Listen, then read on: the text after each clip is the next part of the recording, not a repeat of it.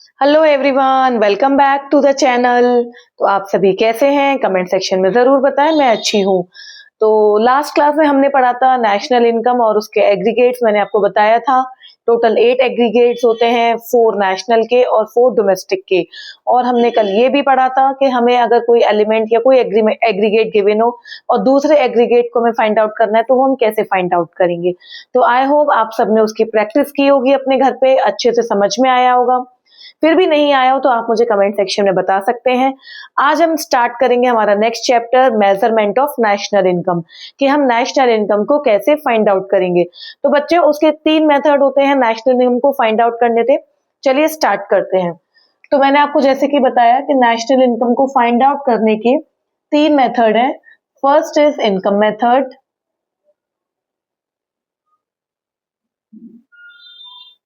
Second is expenditure method,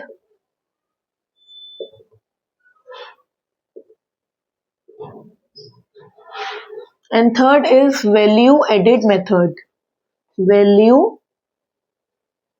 added method. तो start करते हैं हम इनकम मेथड से कि इनकम मेथड में क्या क्या एलिमेंट्स हैं, क्या क्या कंपोनेंट्स हैं जो हमें क्वेश्चन में चाहिए होते हैं। तो बेटा इसमें 5 कंपोनेंट्स हैं जो जिसकी हमें नीड होती है। प्रॉफिट्स, रेंट एंड रॉयल्टी,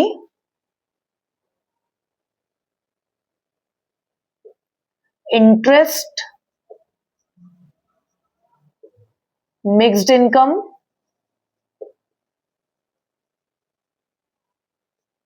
और compensation to employees. Compensation to employees, ठीक है। ये 5 कंपोनेंट्स हैं जिसकी हमें नीड है इनकम मेथड से नेशनल इनकम को फाइंड आउट करने के लिए। समझ में आया? अब प्रॉफिट के भी कुछ हैंडल्स हैं, जरूरी नहीं है कि प्रॉफिट हमें डायरेक्टली क्वेश्चन में गिवन हो। तो प्रॉफिट के हमारे पास 3 पॉइंट्स हैं जो हमें देखने पड़ते हैं। डिविडेंड, कॉर्पोरेट टैक्स और रिटेन्ड अर्निंग, रिटेन्ड अर्निंग्स। बच्चों, डिविडेंड वो होता है जो कंपनी अपने शेयर होल्डर्स को एज अ प्रॉफिट पे करती है। कॉर्पोरेट टैक्स यानी कि टैक्स के रूप में, टैक्स के फॉर्म में पे कर रही हो। और रिटेन्ड अर्निंग कुछ ऐसा अमाउंट जो फ्यूचर के लिए सेव करके रख रही हो। फॉर एग्जाम्पल डिविडेंड है, ये डिविडेंड लिख दिया है मैंने, डिविडेंड। फॉर एग्जाम्पल कि कंपनी ने अपने शेयर होल्डर्स को 50 रुपीज का डिविडेंड दिया, 30 का टैक्स में गया और 20 की रिटेन्ड अर्निंग्स की यानी कि सेविंग की। तो टोटल कंपनी को प्रॉफिट कितने का रुपए का हुआ था? 100 रुपीज का। वही हम यहाँ पे लिख देंगे। समझ में आया? प्रॉफिट में क्या क्या इंक्लूड होगा? डिविडेंड, कॉर्पोरेट टैक्स और retained earnings. Rent and royalty, कि मुझे कहीं से रेंट रिसीव हो रहा हो, या अगर मेरे पास कोई असेट है और मैंने उसको दिया हुआ है किसी को, तो बदले में जो मुझे इनकम हो रही है डेट इज रॉयल्टी, मुझे रॉयल्टी मिल रही है। इंटरेस्ट, कहीं से मुझे इंटरेस्ट मिल रहा हो।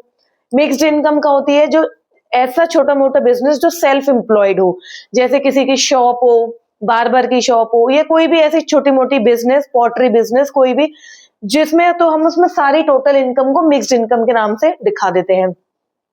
कंपनसेशन टू एम्प्लॉयज, इसमें भी 3 हैंडल्स या 3 एलिमेंट्स हो सकते हैं।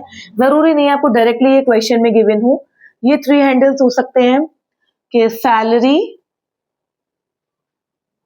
एंड वेजेस इन कैश, कि हम वेजेस या सैलरीज पे कर रहे हो कैश फॉर्म में। सैलरी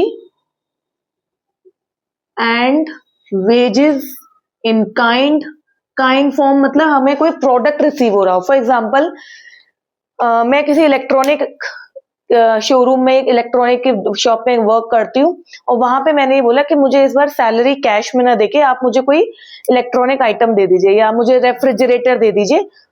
तो मैंने क्या किया, अपनी सैलरी को पैसों में ना लेके, कैश में ना लेके, किसी काइंड, किसी स्टफ में, किसी मटेरियल में ले लिया। थर्ड है एम्प्लॉयर्स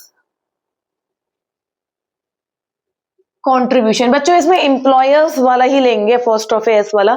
एम्प्लॉय अगर क्वेश्चन में गिवन हो तो वो हमें नहीं लेना है, वो सिर्फ कंफ्यूजन के लिए है। हमें एम्प्लॉयर्स फर्स्ट ऑफ एस वाला लेना है। तो employers contribution to social security scheme. इसमें दो चीजें इंक्लूड होती है, प्रोविडेंट फंड यानी कि पीएफ और ग्रेच्युटी। यानी कि कोई कंपनी अपने एम्प्लॉयर्स को कुछ एज अ पीएफ या एज अ ग्रेच्युटी अगर पे कर रही है तो वो इसमें आ जाएगा। वो किसके लिए होता है? For the further use, for the further या फ्यूचर यूज के लिए, कि अगर मुझे फ्यूचर में नीड है तो मैं वहां से उस अमाउंट को निकाल सकूं। तो employers contribution to social security scheme. तो अब ये 5 कंपोनेंट्स थे। प्रॉफिट में भी 3 कंपोनेंट्स हैं, क्वेश्चन में ये गिवन होंगे। अगर डायरेक्ट प्रॉफिट गिवन नहीं है तो आप इनको ऐड करेंगे और प्रॉफिट लिखेंगे। कंपनसेशन टू एम्प्लॉयज में ये 3 एलिमेंट्स गिवन होंगे, salary, wages in cash, in kind और employers contribution to social security scheme, अगर ये डायरेक्टली क्वेश्चन में गिवन नहीं है तो। एक चीज और, अगर क्वेश्चन में आपको ऑपरेटिंग सरप्लस गिवन है, क्या गिवन है? ऑपरेटिंग सरप्लस, तो इसका मतलब ये है कि आपको स्टार्टिंग के ये जो 3 कंपोनेंट्स हैं, प्रॉफिट, रेंट एंड रॉयल्टी और इंटरेस्ट, इनका मतलब ये है कि आपको ये तीनों गिवन है। ऑपरेटिंग सरप्लस मतलब इन तीनों का एडिशन आपको ऑलरेडी क्वेश्चन में गिवन है।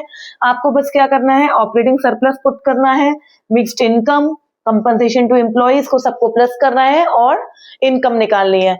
उससे जो हमारी इन सारी चीजों से जो हमारी इनकम निकल के आएगी वो कौन सी निकल के आएगी? NDP at FC. और इसको हम क्या बोलते हैं? मैंने लास्ट क्लास में भी बताया था, डोमेस्टिक इनकम। अब बच्चों मुझे तो नेशनल इनकम फाइंड आउट करनी है, तो वही सेम प्रोसीजर क्या करूंगी? एनएफआईए को क्या कर दूंगी? प्लस कर दूंगी। एनएफआईए में आपको बता चुकी हूँ, net factor income from abroad. और अगर क्वेश्चन में डायरेक्टली गिवन नहीं है तो वो भी बता चुकी हूँ, हमें कैसा करना है? FIFA minus FITA, factor income from abroad to factor income to abroad को माइनस करके हमारा एनएफआईए निकल आएगा।